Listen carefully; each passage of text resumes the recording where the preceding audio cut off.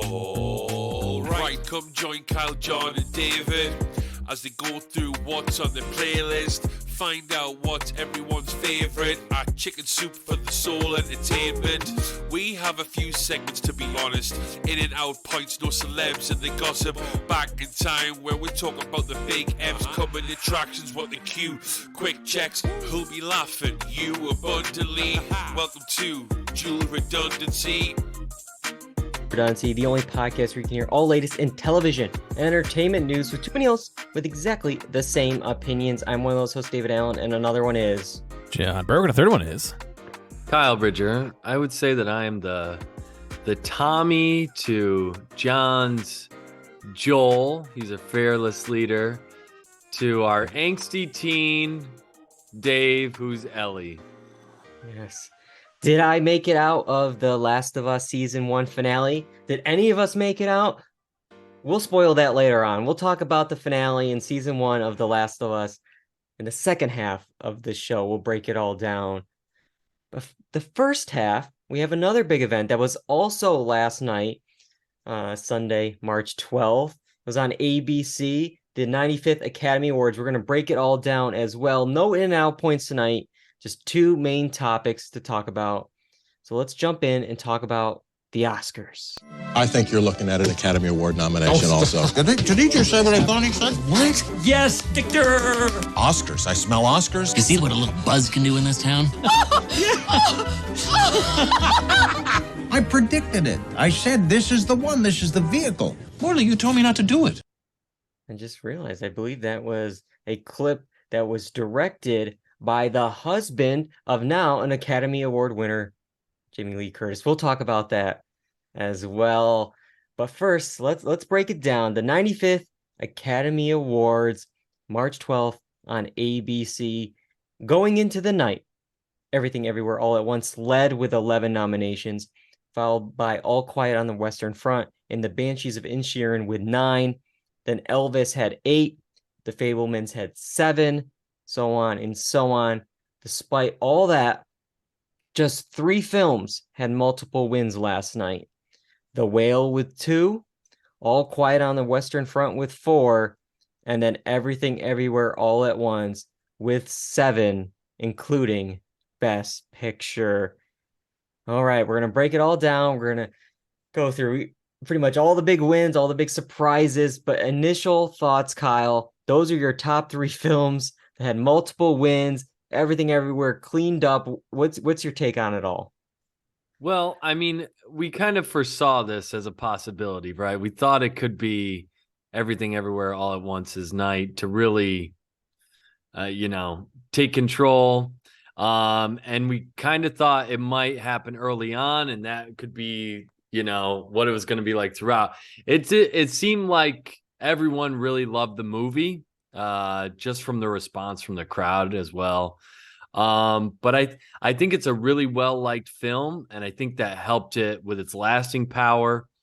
And in the campaigning of the nominations and all that. But I'm not surprised. It's really good. And it was winning all the awards up until that. So the only thing that I can say about All Quiet on the Western Front, I love the movie. And I'm not surprised that it won a bunch of below the line stuff, because I feel like that's probably, where they expected to win those kind of categories. Yeah. We've talked about Everything Everywhere All at Once. It won everything up to this. Mm-hmm. And Screen Actors Guild, Directors Guild, Producers Guild, etc., Critics' Choice. It was cleaning up. I was looking up, actually. It's like funny, this just shows like how meaningless like the Golden Globes are. I believe like it didn't do that well at the Golden Globes, but like the Fabelmans did really well and the Banshees did really well. Neither of which did well at the Oscars. But this film, it broke some of the conventional Oscar wisdom as well. And you mentioned a few, and I'm going to kind of go through some of the records and the kind of the stats it kind of broke here, where the last few years, the film with the most Oscar noms almost kind of has like this dark mark on it. Like, it doesn't necessarily mean you're going to be the big winner. Power of the Dog last year won out of 12 nominations. Mank, 2 years before that, 2 out of 10 nominations. 0 for 10 for The Irishman. 3 for 10 for Roma. None of those wins for any of those films were for Best Picture. I mean, and then you look at Coda last year, it had just 3 noms and it won 3 awards, and one of which was Best Picture. So it's like, oh, just because it was leading with 11 nominations doesn't mean it was going to be the big winner, at least what we've seen in past years. But it was with 7 wins, and it had such a long road.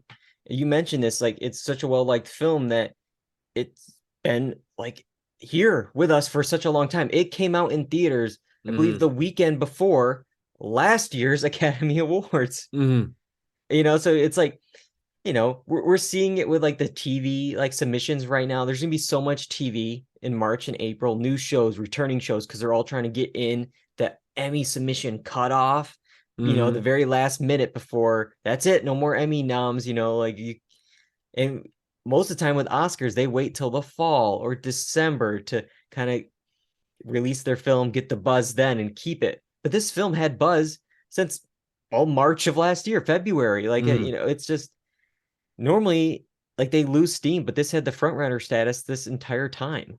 I'm thinking about all the Best Picture nominees, and I feel like that movie is the one with the most like rewatchability component to it, because I feel like it's very nuanced, and also it's just a fun watch, where it's like even something like All Quiet on the Western Front, that's almost like work. It's very heavy, bloody. I love Banshees, but you gotta work your way into that one. Avatar, I'm not gonna go back and watch because the story wasn't good. I mean, besides maybe Top Gun, I think the rewatchability lends itself to its win because of how popular it was overall. And it blurs that line between kind of like a box office-y picture and an Oscar picture. Yeah, I think there's been some talk like online of maybe why it did so well with the Academy, especially, maybe with some of because the worry was like, oh, well, older audiences really, vote for this film. Like, of course, it's, we love it. The younger, I'm saying younger, we're pushing it ourselves now at this point, but it's like, oh, like, will the older generation go for this film? And I've heard like some say like, yeah, they might have not liked it like that first go around, or maybe they couldn't get through it the first go around back in March, April, May of last year, but it's been around for so long. It's like, oh, let me give it another shot, or let me watch it again. And then they find something new to like about it. And this film has just so many like narratives around the film, where not only was it such a unique and historic film, but you had like the comeback story of Kiwi Kwan. Like, it's like he's from the days of Goonies and Temple of Doom, he's back. And then you also have that like it's time narrative for somebody like Michelle Yeoh, and also for Jamie Lee Curtis. You got 2 of them in this, like, oh, it's their time, it's their due. So they had like 3 narratives going on, plus just all the awards wins that they were racking up. It just was like the perfect storm of a story, and it cleaned up with 7 wins. And one of those was Kiwi Kwan. And let's discuss the acting awards here. It was the first one presented, and this was like the lock of the night. If you're gonna bet on any of the 4 acting ones, this was the one. But man, it was still so nice to see. Like, it was still like, this is the one you start with because it's so emotional. You have Spielberg in the audience, obviously, from the Goonies days, and also Temple of Doom. But then Harrison Ford being able also to present Everything Everywhere All at Once with that Best Picture win, and like to kind of get that hug, from these 2 stars from, I don't know, 30, 40 years ago. It's wild. Yeah, it is pretty wild. And I mean, hearing his story, he's done so many different things in the industry to come back and win an Oscar. I mean, it has to be like next level. You never thought it would have happened kind of thing. Yeah, but it did. Congrats to him. And then I think this is like what they did kind of signaled where the night was going with Everything Everywhere, because like the very next thing was supporting actress. Normally they like space them out a bit, but because they kind of grouped up a lot of the awards with like presenters saying two of them. They did both supportings together, both lead categories together. And then, so immediately after this, we got supporting actress. And that was the one that kind of showed, okay, the momentum is for Jamie Lee Curtis. And once she won, because all season she was kind of like that third, person in the category. Everyone was talking about Angela Bassett. She did the thing. Golden Globes, Critics' Choice, like she was the early kind of winner. Then Carrie Condon was like, okay, she won the BAFTA. Oscar voting body is very international. Okay, maybe it'll go to her. But then that last like 2 weeks, SAG, Screen Actors Guild, a couple days before voting started, it really shows how powerful that is. And when Jamie Lee won that, boom, like here she is winning an Oscar. Yeah, and I mean, good for Jamie Lee Curtis. To me, this is one of more of the surprising moments of the night. Like, I think a lot of people thought it might go to Angela Bassett. Yeah, and I wonder if just the pizzazz of the Everything Everywhere All at Once kind of rubbed off on Jamie Lee Curtis, and it was like, yeah, her performance is good, but the film overall is great. It's memorable. It's sticking in our minds, and that kind of helped Jamie Lee Curtis out in this sense. And I wonder, it might be unfair, but I wonder if the Black Panther being like such a box office-y movie hurts the actors in a way, or the hurts Marvel it in some stigma. way. Yeah, right? yeah. I wonder if it does. I mean, to me, it doesn't. But with the older Academy members, it might have turned them off. I don't know. Yeah, I mean, is it like a Marvel curse? Marvel hasn't won an acting award before. DC has won, obviously, Heath Ledger for the Joker, and also Joaquin Phoenix for the Joker as well. So that one, does well, and we'll see next year if Lady Gaga wins or maybe it's 2 years from now. It's a while still before we get Joker 2. But we'll have to wait and see on that. But yeah, you mentioned maybe it's like the love of Everything Everywhere that kind of really propelled Jamie Lee here. I'm gonna kind of like Jamie Lee's great. Obviously, it's the It's Time award also for her, but like Stephanie Hsu, I think, was stronger in Everything Everywhere All at Once in this category. So it's like I would have gone with her if I was choosing one of those nominees. But it's like, oh, maybe the Academy thought, okay, she's young, she's gonna have plenty of opportunities.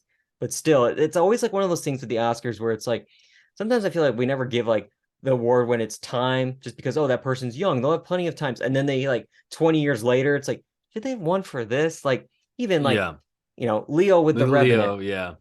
All right, like, okay, yeah, he's good in The Revenant, but like he's much better in any film Everything before else, The Revenant. Like, so so you mentioned Angela Bassett. Yeah, she definitely did not she was definitely hoping for this win. You could definitely see it on her face when they announced the awards there. And I mean, everyone thought, I mean, we thought too, we both, us and the Good Bad Watchable, had a will win for Angela Bassett just because of kind of the narrative of the season. But thankfully we put Jamie Lee as a dark horse after SAG. So for sure. So let's look at Best Actor, and that was Brendan Fraser. He did it over Austin Butler for The Whale. That was also the story of like the night. Where are we going? Are we going Fraser or Butler? Just overall, a huge night for A24. They got all 4 acting wins: picture, director, and original screenplay. Because I mean, Everything Everywhere got all those minus actor because they didn't have a Best Actor. But then Brendan Fraser for The Whale, an A24 film, got that for him. So they had a really good night. Yeah, I mean, good. I love a lot of what A24 puts out. So, I mean, it's probably well deserved. I was just trying to think of who really set the path for A24. I remember A24 with the guy from Hereditary and Midsommar. That's who I remember. Ari Aster. Yeah, Ari Aster. That was a more like recent one, because I feel like I'm gonna look up real quick. A24. I mean, those are television programs. List of A24 films. The very first A24 film was Roman Coppola's A Glimpse Inside the Mind of Charles Schwann III. Charles Schwann was played by Charlie Sheen. Okay. That's a wild fact. But Spring Breakers was an early Yeah. one. The Bling I Ring. remember that. Yeah. Yeah. Yeah, Yeah, Obvious I remember those. Child. There's A lot of good indie stuff. Yeah, it comes yeah, from them. back in the day with Room. Not the Room. Not the Room. room. Swiss Army Man, another Daniels movie. But yeah, they've had quite a track record. And obviously, they had Moonlight a few years Mhm. ago get the Best Picture win. But But yeah, I mean, I think we thought this was a possibility. This was our dark horse, right? no, this was we made it. We made our We will switched win. it? Okay. Yeah, on Saturday morning, it was our dark horse. But then after Yeah. SAG, we're like, Yeah. oh, we switched it, and also Boyle made sure to switch it for Yeah. the Good, It Bad, and felt like Watchable. a lot of people were talking about Brendan Fraser and what he did in this movie right up until the end. I think Austin Butler was kind of hurt with how popular he had become. He would Yeah, almost became a joke, and in yeah, fact, he did with the Jimmy Kimmel made a joke about it yeah, in the thing. So I don't know. I think maybe you could also bring up the point of like, oh, he's going to be around. yeah. Brendan Fraser feels like this this It's guy another that's story. been It's another there, comeback yeah, story. and then he's kind of lost for a while, comes back, he gets the recognition for a great film. So Yeah, it was not a good night for Elvis. I mean, once I saw it lose makeup and hair when it won the Tech Awards, I had a feeling, wait, there's love here for the Whale winning that over Elvis. It's like I think Brendan Fraser's going to be able to do it. And as the night went on, it's like you saw like yeah, Elvis wasn't getting anything in the below the line. It ended up getting 0 for 8, and that was not the only Best Picture nominee to get shut out. The Banshees of Inisherin went 0 for 9. wow. The Fablemans went 0 for 7. Tar 0 for 6, and Triangle of Sadness 0 for 3. Mm. So all those Best But Picture nominees shut out because of how dominant the other 3 or 4 films were. But to me, those other films are Oscar-y films. I didn't think Elvis deserved to be Yeah. in many of the categories Mm. for the Oscars. It's just like it was just I did not like Elvis that much, honestly. Yeah. I'd say it was a fun popcorn flick at points. There was things I wanted more out of the film. There's Yeah, definitely some memorable stuff, but for the for the length that it like I don't was, understand for the Oscars to be yeah, Oscar nominated, it doesn't make sense to me. It yeah. doesn't make sense to me. But yeah, so there was 3 other Best Picture nominees we haven't really mentioned yet. They just got 1 win each. So they didn't get shut out like the other films I've mentioned, but they got 1 win, and those were Avatar: The Way of Water got visual effects, Top Gun Maverick won for best sound, and then Women Talking won for adapted screenplay. So they didn't go home empty-handed, but still Yeah. it was just 1 there for those 3. But to be fair, I feel like with a movie like Top Gun, even though I'd love for it to win some more, Yeah. I think just to be nominated and to be recognized within the Academy Yeah. is almost a win in of itself, because when would they have nominated something like this before? I don't see it. And Avatar, I mean, they're gonna have a problem moving forward with just sequelitis. Yeah. Just because you put out a sequel doesn't mean that It'll win visual effects probably for the next whatever time they put it in. Maybe, who knows? I mean, there was talks like during the night even that All Quiet was winning so Yeah. many. It's like, could All Quiet sneak in Yeah. here and win over Avatar? But yeah. But um, I mean, especially when it comes to animation, like you get used to seeing the Yeah. same computer generated image. So it's like if somebody comes up with something new or different that's not necessarily as like impressive technically, but if it like makes it a unique art form, then they could get easily beaten out. I mean, I don't know. Depends on what people can do. yeah, this is always weird where it comes to stuff like this because it's also like, where's the line with like animated versus visual effects? Like, especially with something like this, because it's like Marcel the Shell was Choose On, like was like obviously the shell was animated like stop motion, but it was taking place in the live action world, but that was animated, but then Yeah. something like this, well, it's real, but not really because everything around them is completely fake. So it's just Yeah. like, I don't know. It's very confusing. But the last acting award we haven't mentioned yet was Michelle Yeoh over Kate Blanchett for Best Actress. This was another one, but like as I saw like the night going, it's like, okay, if Jamie Lee is gonna win for Yeah. Everything Everywhere, it's gonna happen. It's just gonna be a clean sweep for them. And Michelle is now the second woman of color after Halle Berry to win in this category. But the sad fact is that's 2 out of 95. Yeah, and also Halle Berry was like The forever first, ago. yeah, and forever ago. So, And by it wa- forever it was ago, it was a- like 20 years ago, right? yeah, but I mean, it was a cool kind of thing that because of what happened last year, normally the best actor and the best actress present their, the opposite category at the Oscars. The best actor was unavailable, so they had Halle Berry step in here to do it with Jessica Chastain. So it was kind of like a cool moment for her to kind of pass the baton, but still 2 out of 95 is not good. So, all right. So I do want to mention with kind of the acting awards, I noticed it specifically, but like there was very strange choices for like the layout and like the photos behind them throughout the evening. Like, and I don't know if they fully went to like camera blocking during rehearsal and seeing how this was gonna look, but like first of all, like for all the nominees, because there was like 5 in every category, they tried to do this thing behind them where it was like, well, we're gonna split it in half, but it's like you can't split it in half when there's 5. So you have like 4 really like good panels, and then there's always one on the far left that was like 2 panels. And it was just like it just seemed off. Like you could do 5 behind, put one behind it, just raise the camera up. But Yeah. anyways, the ones that were very confusing to me were like for the acting wins, because maybe it looked cool wide shot in the theater, but when we were keep going so close, things were weirdly cut off. Like Brendan Fraser, when he won for The Whale, like we saw like half of him on the left, like shaving in the mirror.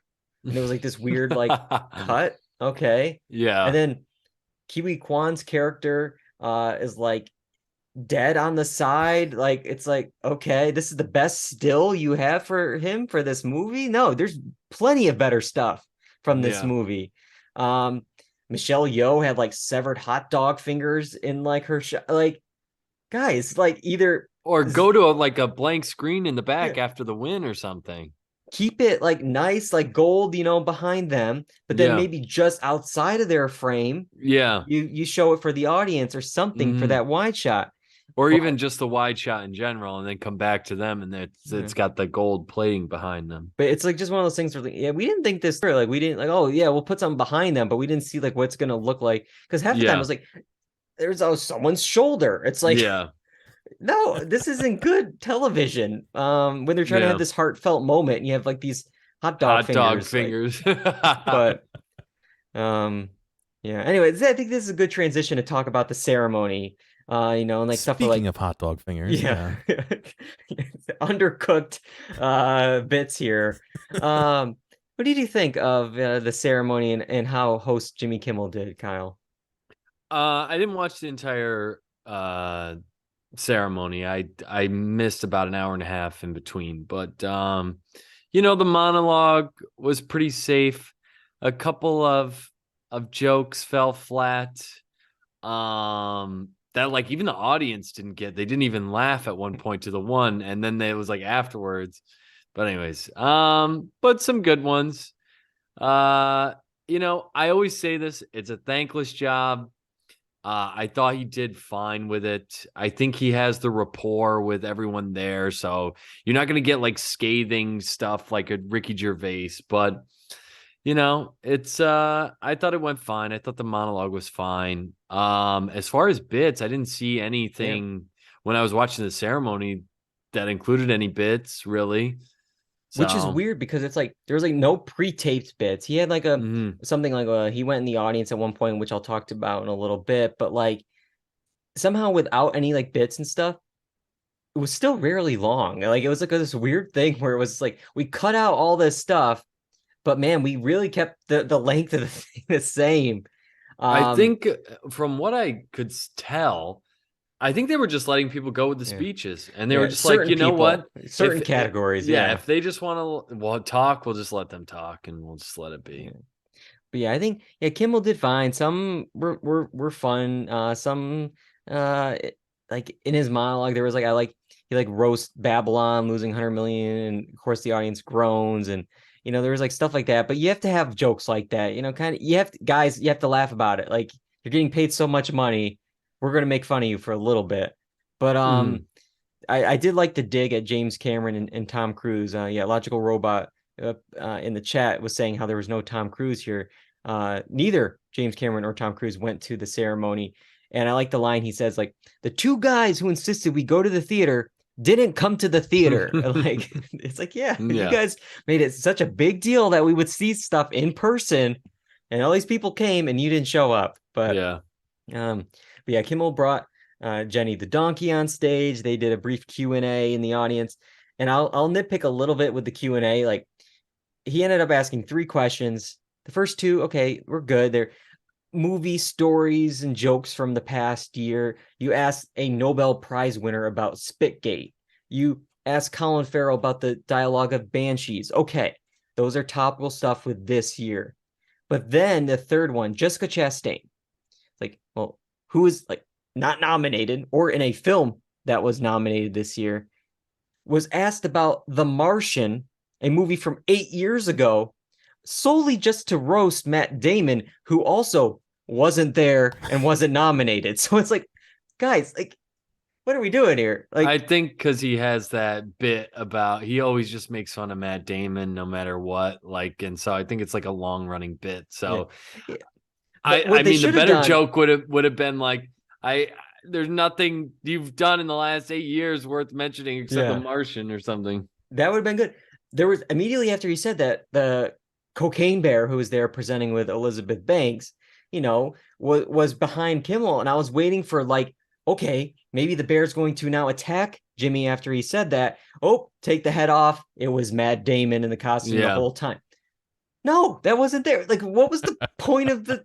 It's just you see it. It's like, guys, this is perfectly lined up. You could hit the home run, and it's like, no, we'll just go for a double. It's safer. It's like, come on. But speaking of the still that you're on right here, could you imagine sitting behind that person with that big dress? Yeah, that was a big talking point. It's interesting. Some of the bigger stuff was not really about the ceremony at all. It was that, and also a red carpet moment with Hugh Grant. Hugh Grant was being I did not see this, but interviewed by Ashley Graham, and you could tell Grant did not want to be there at all. And well, she's trying to ask questions like, are you rooting for anything? And he says, no one in particular. And then when asked about who he was wearing, it's just my suit. And when she reminded him, well, you didn't make it, it's like, well, I can't remember my tailor. And it was like all these very like short answers. Yeah, oh my God. And then finally she's like, okay, well, what does it feel like to be in Glass Onion? This movie's nominated, it was, and he's like, I'm barely in it. I'm in it for like about 3 seconds. And she's like, well, you had fun, right? Almost. Well, oh my God. So it's just like, she's like, well, it was nice talking to you. And his response, yeah. And everyone's like, come on. Like, she's trying her best here. Yeah. If you don't want to be interviewed, don't show up to be interviewed. Like, or just leave. Like, I got to go over there. Hang on a second. Like, I got to go. Like, come on, dude. I mean, she's trying to do her best. The best thing would have been to just, start putting in little jabs in there so that maybe it's like, dude, can you not be an a-hole? Yeah. But because I mean, what more do you expect? You go to these things. This is what you expect. You got to do the song and dance. The damn cameras with the nails and all this stupid stuff. What do you expect? You're on the red carpet. They're going to ask you, who are you wearing? Everyone knows this. You got to have something to say. But yeah, I mean, during the ceremony, instead of tape bits, we did get some taped commercials for some corporate synergy. The show stopped down to show a trailer for Disney's live action Little Mermaid. And I don't hate this idea. I just think, like, you got to let other studios use the time as well. Like, maybe, it's this whole thing is about celebration of movies. Maybe every studio gets, whatever, a 30-second thing or whatever. Hey, this is our big one this year. We're really excited about Oppenheimer. Let me show you a little behind the scenes of Oppenheimer. Kind of like what we saw for Avatar, for the Top Gun, or not Top Gun, the Mission Impossible. It's like, okay, we got this cool thing coming out, Paramount. Oh, Mission Impossible. Let me show you a little clip from it. That would be like, oh, they drum up excitement for movies. But like, when you just show like, oh, ABC is airing the Oscars. Here's a Disney film, and also the minute they did that, I'm like, of course Disney and ABC would do this nonsense. And there was only one other ad kind of like this throughout the evening, and it was for the 100-year anniversary of Warner Brothers. So it was like this ad for the studio, which was like such a weird thing. It's like, hey, look at all these films, and they had quite an impressive like montage of films. I'm like, oh, that's a good one. That's a good one. But it's like, okay, congrats, Warner Brothers. What do you want me to do? The joke is like you on Facebook. Like, okay, all those films that they probably showed go against their demographic these days. I'm not gonna find them on. They're ruining the brand. But yeah. So I'll talk real quick about some of the awards that they added back. Can I mention one other thing about the ceremony? They did an F-16 flyover. I'm like, for who? Who is this for? Of the indoor theater? Yeah. Because also it was such a wide shot, and it was up at the sky that like this could be anywhere. This could have been B-roll. This could have been anything. Yeah. And then for like, I was annoyed that like, oh, Kimmel went down from the rafters of the. I'm like, if you're gonna do this bit, skydive, like maybe not from a whatever that plane, but like do something a week ago out in the desert, like skydive, cut that footage in, and then like you got to make it big for an open instead of just like. No wonder there were no bits. It probably all used all the budget up on jet fuel for the jets to fly over. It's the stupidest thing, because it's not even for the audience, because they can't see it or clap. So what do they clap into the screen? And it's just for Jimmy Kimmel to come to. It was so stupid. Yeah, it really could have been just some B-roll clip that they found. They should have had the B-roll clip of Lady Gaga jumping from the Super Bowl. They added her in.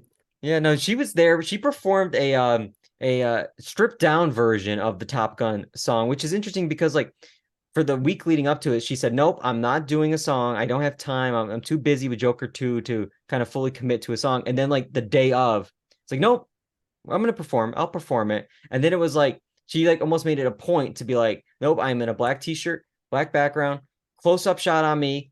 That's it. That's all I'm doing. I'm not doing it like. And it was probably one of the better performances, than RRR. To me, I don't know if this is a hot take. I think one of the weaker ones was actually Everything Everywhere song. I thought it was like super like pitchy, and the tone was all over the place. I know it's like live TV and it's tough, but I didn't think it was. I thought it was rough. But yeah. I kind of tuned out. Sometimes I tuned out when the music came. I think they tuned out too, but So anyways, they added all the awards back in after, moving some of the tech awards last year to the pre-show and then cutting them in later, but the show still ran long. And I say it every year, people will probably get mad. I'm sure Rojas is typing away and mad at me right now, but I think we got to cut the short categories. I know the purpose of here, it gives exposure, but like, do they really? Because I feel like the Oscars don't even care. Anyways, the Academy doesn't care because multiple times during the night, they were the ones that were being played off and not allowed to speak. There'd be two people up there. After one person said like 10 seconds, the other one would come up. It's like, nope, time's up. That's it. Sorry, next one. And like, so if you're not going to show their speeches and like, you're not going to like kind of show or even allow them to be eligible for the other awards like cinematography, score, acting, directing, like they're these like outliers of the ceremony. And I think like have a special awards show like the Creative Arts Emmys the night before or whatever. And then where all the short performers and the tech artists and everyone from all these shorts can be recognized, and then edit maybe those into the broadcast, or maybe have them, the winners, be presenters the next day or the next week or something. But Yeah, I don't know. I just feel like it always like slows down because it's like films that are not eligible in other categories. And it's like, oh, and most of the audience unfortunately hasn't seen these.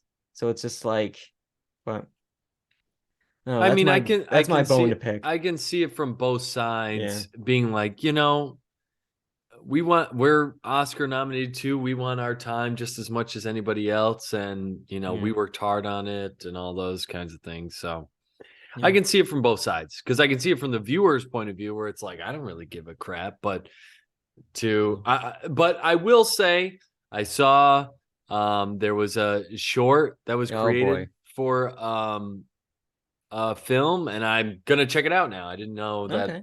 that somebody made a short based on the book. So All right. I guess it I'm worked. gonna They check. got Yeah, they I'm got a gonna check it viewer. out. I just don't know how to watch it, so I'm Oh yeah. hoping it's on like YouTube or something. That's the other thing. Make them more like eligible for us to see them, and Yeah, I would see them and add them to my list, and then I would be caring more. But it's I like it's do. these things that are just hard to find. Yeah, I do know that some theaters, especially weirdly, a local theater where my dad lives, Hmm. they show all the Oscar short films at That's the good. theater.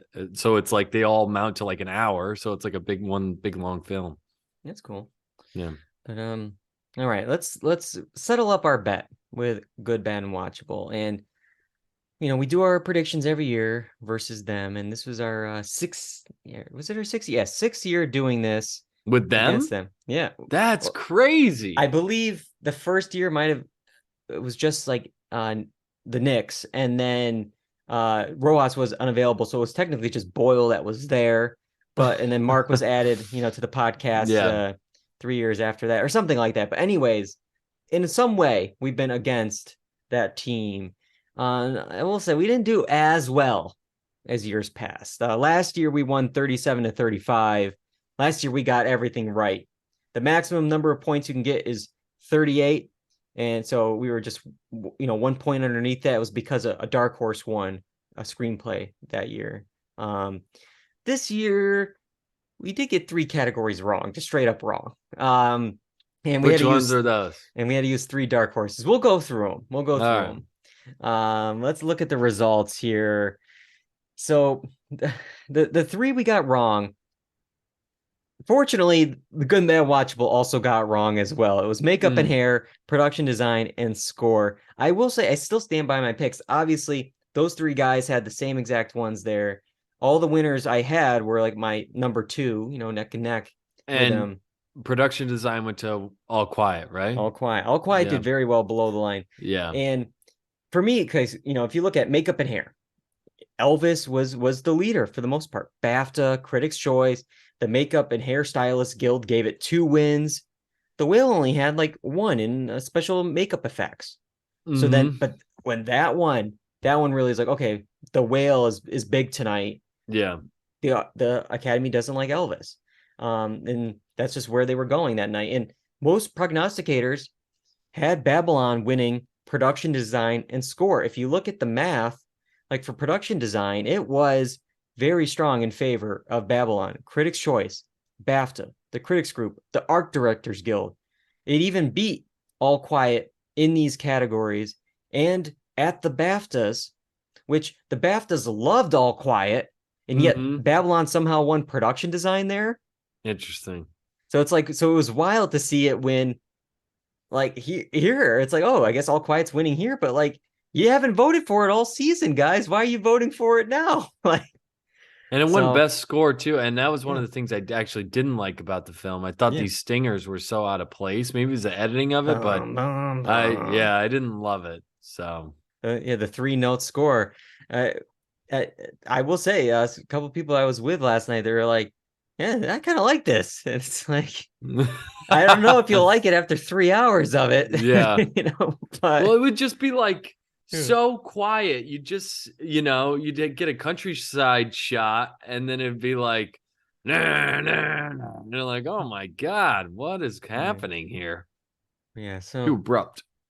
As for the rest, we correctly predicted best costume design over their pick of Elvis. Again, Elvis just wasn't clicking with the Academy. We went with Black Panther: Wakanda Forever. The original film won for costume design, so we went with it. Repeating here.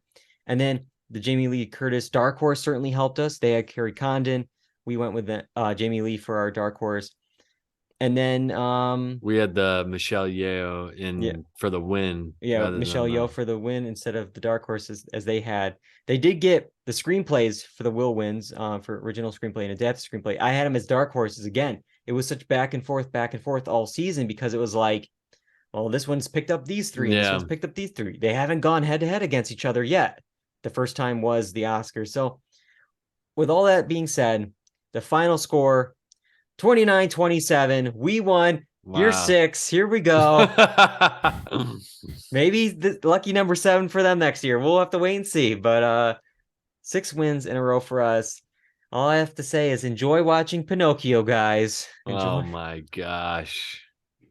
And it's not the Guillermo del Toro Oscar-winning animated film Pinocchio. It's the Robert Zemeckis live action one that has like, I think I saw the Rotten Tomato score was like in the 20s for both critics and audience. Oh man. It won the Razzie over the weekend for worst remake, ripoff, and sequel. And it stars another Razzie winner this year, Mr. Tom Hanks, who won worst supporting actor and worst screen combo alongside his latex-laden face and ludicrous accent for Elvis. Yeah. That was the combo there that they made specific. But so that's it. That's the Oscars. Any last thoughts on the Oscars before we move on? I think we covered it. No, I think we got pretty much everything. Should we start predicting who's going to be winning next year at this point? No. I saw some early articles already. That's like, I mean, Rojas was talking about this with the Fablemans. It was like when you heard about this movie, you're like, oh, it's gonna win everything, dude. You just never know what's gonna happen. Half the ones for last year at this time, they're like, oh, I think it's gonna be this film, and this film. It's like those 3 films haven't even been out yet. Like it was like Killers of a Flower Moon, Oppenheimer. It's like that was all this. Yeah. Like they're all being pushed. It's so hard to tell when they're actually going to be coming out. But all right, yes, that is the Oscars. That's all we got for that. We do have another thing that aired the exact same night as the Oscars, and that is The Last of Us. In order to talk about it, we have to go back, so send us back. Back in time. We're back, baby! Baby! Gotta get back in time. Was I so off? Why are you that was a lot quicker than normal. He's ready. He's ready to talk about The Last of Us, the ball, season 1 finale. Look for the light. And Joel and Ellie. Well, first of all, spoiling The Last of Us. We're talking about the finale. We're talking about the season. Be warned. But Joel and Ellie, they make it to the hospital where the Fireflies are stationed. But once Joel hears that Ellie wouldn't be making it out of surgery, that he attempts to rescue her back, which would, I guess, make it so there's not a cure to this apocalypse, seemingly. So he makes this big decision here. What we're going to do first is talk about the finale, talk about this decision that Joel makes, and then we're going to kind of look back on the season and maybe think about what we're going to be doing in season 2. I want to start off with John. What did you think of the finale and this decision that Joel makes? Let me tell you, having played both the game and watched the show, very different feelings on both of them. It's very different when you're playing the game and you're into the game, you're enjoying it, and the game's leading you to a position where the right thing for you to do is to save Ellie and leave. Whereas in the show, when I was watching it, my opinion, it seemed like they were making him out to be this monster who's gunning down people. No, we can't save humanity. I need the girl. Like, very different feeling completely, which I don't think was their intention to make it feel one way or another. I think it's just that point of view swap from first person into a third person point of view. Very interesting. That being said, I did enjoy it. If I had to make a complaint, they took a lot of the game and squished it into 2 episodes, which I get. They had to do it for a season, and it kind of makes sense, like just blocking it to do that. But I think the last 2 episodes were maybe at least a third of the game for me, at least. So very, very fast paced at that point. But I enjoyed it. I can't say it was bad. It was good. Yeah, we'll get to what we think about season 2 and what they could do a little bit later. But is this how, I guess, because there's 2 games, right? And this is how game Correct. 1 ends. Correct. So this is the ending of game 1, and they kept the same ending, it sounds like, as the game. Pretty much, yeah. Okay. Yeah. So yeah, I kind of had a similar feeling where it's like I'm torn on it because yeah, obviously I don't want anything to happen to either of our characters here. But like you spent the whole season with this mission to get her there to hopefully find a cure. And the way they present it, like he was getting a lot of people out. It was just boom, boom, boom, boom. People who were going them all down. surrendering. Yeah. He was killing. He really seemed like he was going on a little bit of a rampage almost. Not an emotional rampage, not a like anger rampage, I guess, but And I think it doesn't help that the episode before this is the episode where, after he wakes up from his medical coma kind of situation, he's interrogating 2 folks, and he's very violent with them, these villainous people that he's interrogating. Mhm. So it's like you see kind of like that kind of like no nonsense. I'm doing this. I'm getting boom, boom, you're out. And then you kind of like see it in the next episode, obviously for a whole different reason, but it still kind of has that, oh, I just saw you do this like last week. I still feel that like it's the same sort of thing. It is an interesting point that you brought up, John, but Kyle, what do you think of the finale? I agree with John in that, yeah, I think the change in perspective changes the vibe of, how Joel's coming across and how we feel about his decision of trying to get Ellie rather than, save the world or save this cure or whatever. It's all dependent. That's like a philosophical question played out, and you kind of, as the viewer, have to choose which you think is the best decision. But as far as the finale goes, this is what I remember from the game. I remember a bulk of it being like in the hospital. Just remember that. Mhm. So when they were here, when they finally got there, I'm like, I remember being in this thing forever. Like I just remember being there forever. So was like, I'm like, I don't remember anything from the rest of the season from the game. I'm like, when did this happen? But once we got to the hospital, I'm like, okay, I remember a lot of what was happening here. But honestly, for the finale, I thought it aligned with the video game fine, but I felt like the penultimate episode was better than the finale. It reminded me of like the old Game of Thrones style, where the penultimate would be the bigger splash, and then the finale is kind of a build up of the next season, and then also consequences from whatever happened in the penultimate episode. Yeah, almost like a little bit of an epilogue here. And we kind of at least set up possibly, season 2. He ends up lying to her at the end of here, pretty much saying to her like, yeah, we brought you to the hospital. It looks like there's lots of you out there that are possibly, the cure, and they can't make it work. And so they kind of stopped looking for a cure, and then the Raiders overtook the hospital. So we ran out of there. And she asked, like, swear to me, like, is this all true? And he says, yeah, I swear this is all true. Obviously, that's not all true.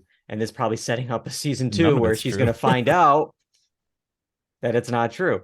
But like, where do we go from here? I know, John, you probably know quite a bit where it goes. I don't know, Kyle, do you know where season 2 could go based off of the games, or are you in the dark?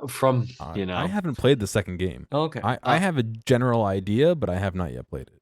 So I have played the second game. It's been a hot second, but if I remember, we go forward in time. So I think Ellie's a bit older, and well, I don't know what they're gonna do with some of the other characters. I don't want to give anything away, but who knows? Like, with this actress, the way that it takes them, HBO, to make a show, this could be 3 or 4 years, and by then she'll be like able to put on some old age makeup or whatever. Yeah, and I'm sure that she's probably a bit older than they're kind of making her to be as well. Yeah.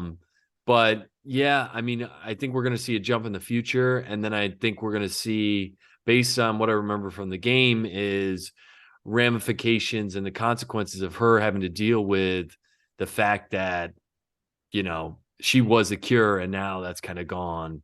And yeah, and then still living in this clicker world, you know, which I will say with the show, with how well I thought the show was, it almost was so good despite we didn't get much clicker action. No. There No, really not at all. wasn't. And I'm kind of glad for it because then it didn't turn into a zombie fest. But Yeah. it was like it was more like the apocalyptic world that we're living in, and the clickers are there, but it's really more the consequences of living like in a that Station world. 11 Yeah. almost Yeah. versus like a Walking Dead. Yeah. And yeah, it's like I don't know where season 2 is gonna go. It's like it's like them surviving together. Of course, I bet she's gonna find out at some point, and you know, who knows, runs off or does something. Initially, I believe this was pitched as a 2-season show. I'm hearing at least some folks on the internet, who knows, that it could be now 3. I don't know. All I know is I mean, I'm hoping also with, you know, Craig Mazin and the team behind it, they were so good with Chernobyl that like they're not going to just run this thing to, you know, keep going with it. It's not going to be like The Walking Dead, you know, many years, many seasons. But yeah, I'm hoping it can be like a really good, solid 2-3 seasons if they need it. But I just am really curious of where we're going to go, because I don't feel like it has that much it can do. But I mean, maybe, especially with how it ends here, like if it was a cure or something at the end, we could have a season 2, 3, you know, rebuilding society, whatever. But I don't know. I haven't played the second one, but I know there's a pretty big shakeup Mm. in the game. So I wouldn't be surprised if they have that shakeup and then whatever thoughts they had for a third game maybe gets turned into a show and they make a game later or whatever. But I also went and looked it up. From the last 2 episodes of the show, for me, took almost 5 hours for me to play through the game. Wow. So they crunched it down a little bit to fit to 45-hour-minute blocks. So again, probably the smart thing to do, but yeah, it did feel like they were moving fast. Yeah. And we got lots of information in this finale. Obviously, talk about Ellie's first kill and how it was her friend at the mall. We have Joel's head scar, which was actually a suicide attempt. But maybe one of the bigger things is we got Ellie's mom. We got a flashback. And at first, when I first saw this, I almost thought we were in a flash forward. I thought this was Ellie years from now. Because I thought like the voice and the casting, I'm like, wow, this is really well done. She sounds like Ellie. Well, and then well, I'll mention that in a second. And but anyways, and we see the childbirth, and it's like, oh, maybe that is what led to possibly Ellie's immunity, that like she was bit, I guess, during the childbirth. She lies saying it was post. I cut the cord and then I got bit, but we saw that's not true. But yeah, you kind of alluded, Kyle, that the mom was just so good at being Ellie. Well, it turns out it was the original Ellie from the game. I believe Joel was in the last episode, right? I believe he was one of the Troy, guys at the and that guy, Troy Baker, he voices like everything in video games, man. He is like every voice in every video game ever. Yeah. It's insane. It's insane. But yeah, I really thought it could have been like a jump ahead, because the show takes chances like this. I mean, we start with that like talk show 1950s cold open in the premiere, and we had so many episodes this season without the star, you know, Pedro Pascal. We had 2 in a row that was pretty much like it was Ellie's show. We had Left Behind with a story when it was Ellie and her friend Riley at the mall, you know, her first kill that she ended up having to do. And then also When We Are in Need, last week's episode, with the kind of community leader who's actually like this cult leader, cannibal person. So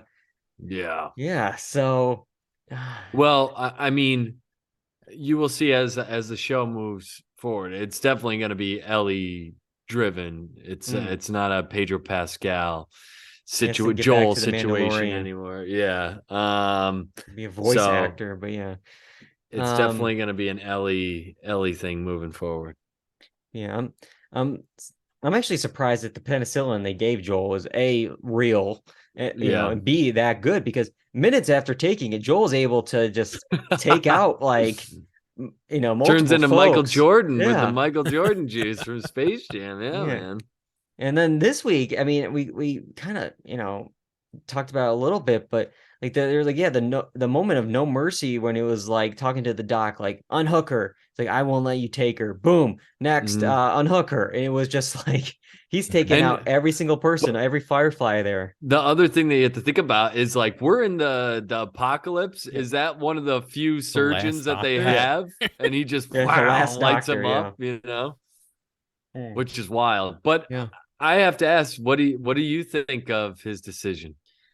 I mean, I'm like torn. I mentioned it at the beginning. Like I go back and forth on. I definitely feel I have like a little bit in the pit of my stomach comparing it to the episode before when he wakes up and he's interrogating those two guys. Obviously, those guys were villainous, but like the way he had like showed no mercy to them, I couldn't shake that feeling of him as a character when he was doing this again, because there was multiple folks that like hands up, like I'm no, and then he doesn't even think about it.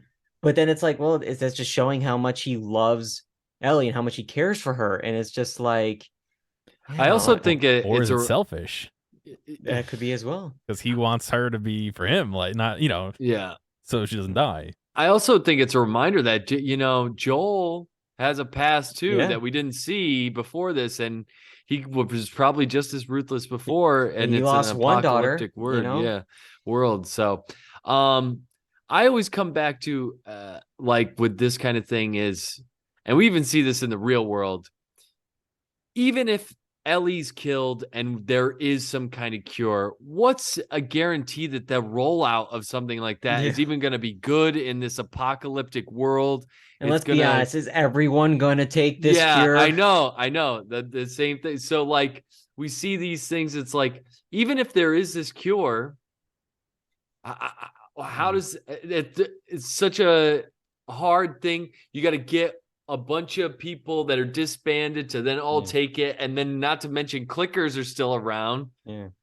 So what do you not have to worry about getting bit by a clicker now? So you can just go in and like mow them down with like like a flamethrower or something. I don't know. Yeah, it's a good point.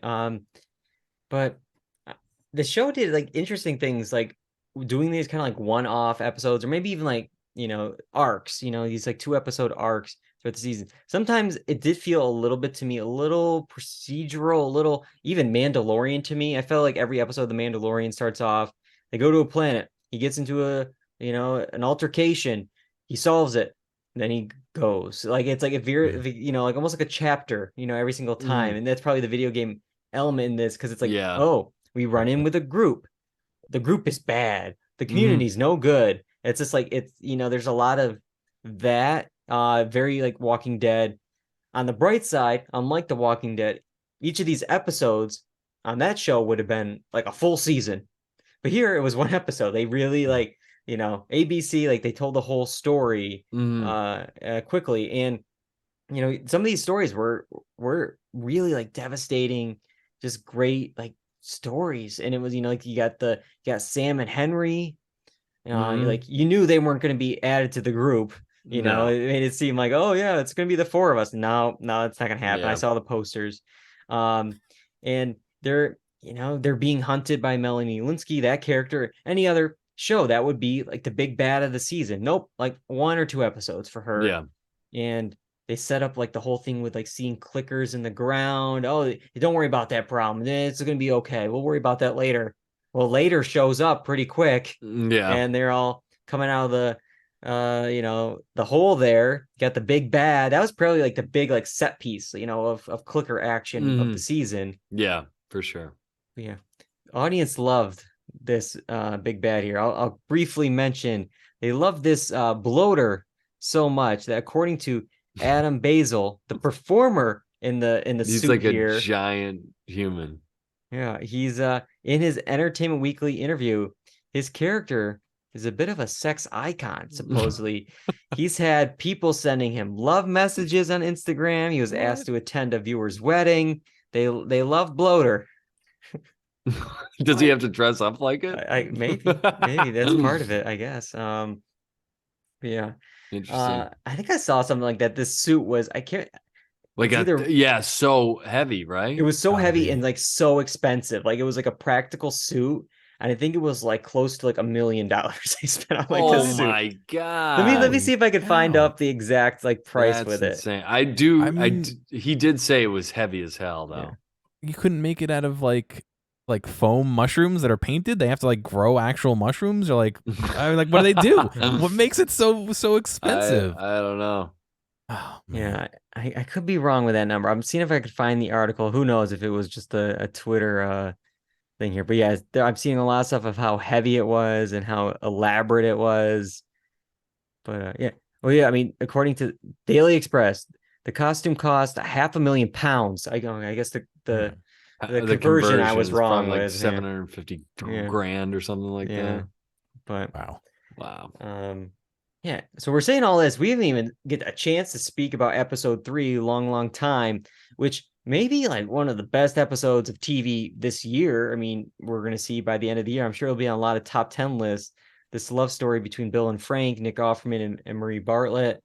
One of the best episodes. And to get this like episode 3, I think this really like showed that this show was like really something special. Like it wasn't just like, this road story of these two. Like there's so much more to this, and like the apocalypse and how it affected everyone. And this is, I think, a very special episode. So I'm glad we got it. We got it early, and we'll see maybe some guest acting noms for these guys. It's gonna be a very tough acting. Yeah, it's gonna be so tough year. But yeah, the ratings for this show have only gone higher and higher. I mean, it started off strong. It was like, just under like 5 million. It was the second most watched premiere for HBO after House of the Dragon. But each week it got more and more, and it ended, this finale with 8.2 million. That was up against the Oscars, and the whole show is averaging about 30 million viewers, which is now bigger than House of the Dragon. What they averaged 29 million cross-platform viewers over its run. So, during the same of the run of the show, it's averaging more viewers. And it's not, I mean, it is based on a video game, but it's not based on a global phenomenon that was Game of Thrones. So I wonder, what would you say is like the next most successful like video game? I mean, I guess that's content John's question. Or movie or TV show. Well, it was Warcraft, right? That did really well in the domestic box office. Overseas, yeah. I don't know. That's a tough one. I mean, it also, I guess, depends on what you define as a video game, because like the Ninja Turtles did pretty well back. Yeah, Mario. So. Yeah, I was gonna say, I hope we get more The Last of Us TV shows and less Mario movies. Yeah, I guess you could say like critically acclaimed. Has there ever? For a video game? There was some animated stuff for Castlevania that did really well. The Witcher did okay. Yeah, that was, I guess, it wasn't critic-wise, but Halo, right? Kyle, you saw that on I have Showtime not or Paramount seen, or whatever. Yeah, I have not seen that. I don't know what it's like, but I feel like this is one of the few video game things where it's been, critically. But I mean, it's also a testament to the game too, because the game does have a great storyline as well that makes you not want to skip it. Like I'm playing. I know this is a tangent, but I'm playing Harry Potter right now, and I'm I'm skipping through every line of dialogue. I'm like, this is annoying. Whereas this is like really, like you are invested in the story. Yeah, and trying to pull images for this show, and I will just type in, Last of Us. I need this scene. I need an image for it, and it's like I always get the scene from the show, and it looks exactly like, I mean, not the show, from the game, and it looks exactly like it, and it's just like I have to do a double take. Wait, is that from the show or the game? It's just if